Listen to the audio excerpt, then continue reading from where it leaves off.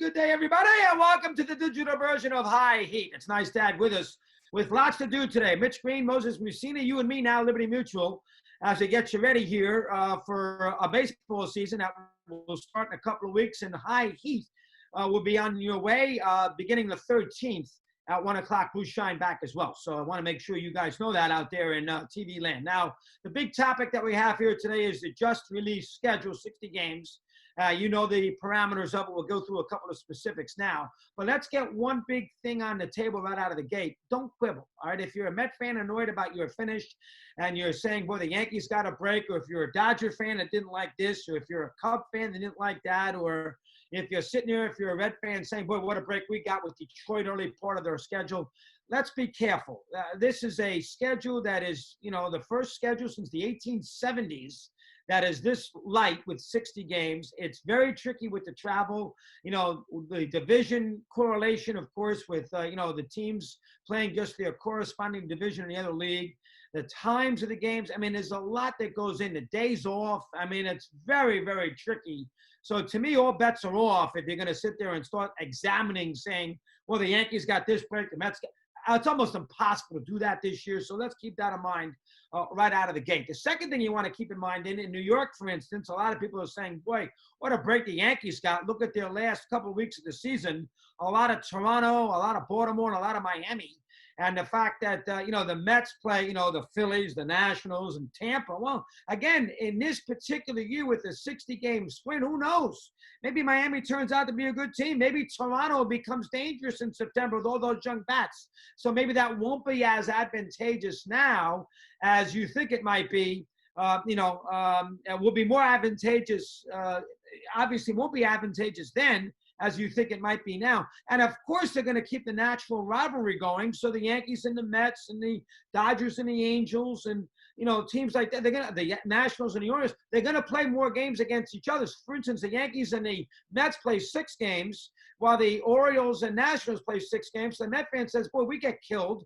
Washington gets 6 games with Baltimore. We got 6 games with the Yankees. And I understand in a 60-game deal, that is more imperative than it would be of 162. But that's what they do. Travel-wise, they're going to emphasize the rivalry. And it turns out that the Orioles are worse than the Yankees. I mean, I'm not sure how you're supposed to solve that.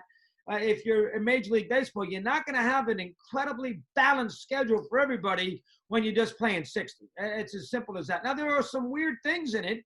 You know, the Dodgers and the Angels late in the year. I mean, that is interesting. Road trips with, Dodgers, Seattle, 4 games, back-to-back day games and all those things. That is interesting.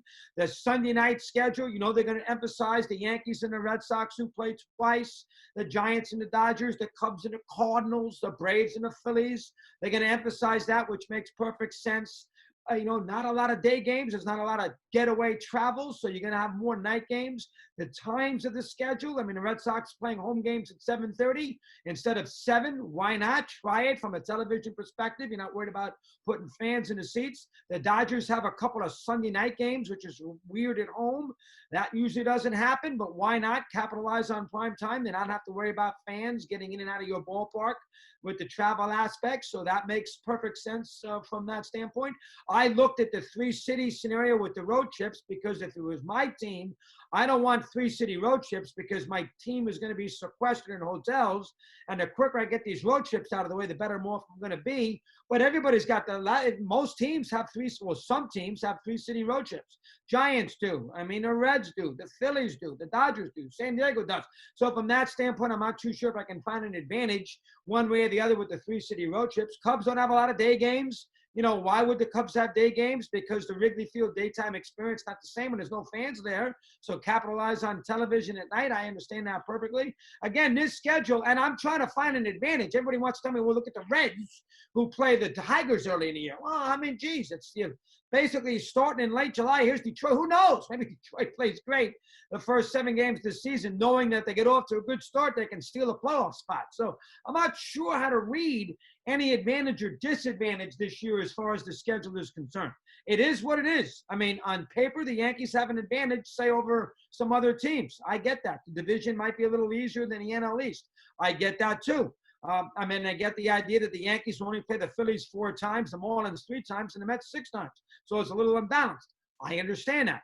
Again, you will have to just live and bear with it here in 2020. It's very tricky to quibble. This is a very dicey situation. Play the 60 games. It's only 37% of the season. And obviously, there's going to be a little inequity in it. There's no way around it. You have to understand that. Again, I think when you look at this schedule and you look at the teams, I'm going to stay where I was in March. I'm still going to think the Dodgers. I'm still going to think the Yankees. I'm still going to think the Astros. That's not going to change. I know who the good teams are, whether the schedule is favorable or not favorable. And I know the wild cards in the sport are still the White Sox, still the Reds, teams that can go one way or the other who might be very, very dangerous. That's not going to change either. I mean, so to me, it's unknown territory. Let's see how it plays itself out. I think we'll have some fun with it. Everybody gets about 6 days off, and we should have ourselves a sprint scenario instead of a marathon scenario. I think the schedule will be what it is. I'm not going to go too crazy on trying to examine who everybody has to play. So that's where we stand on this afternoon show. And don't forget, we'll see you Monday. Moses, great job. Mitch Green, great job. Liberty Mutual, of course. And I'll see you on the 13th. That will be a 1 o'clock show with the return of High Heat. Until then, adios.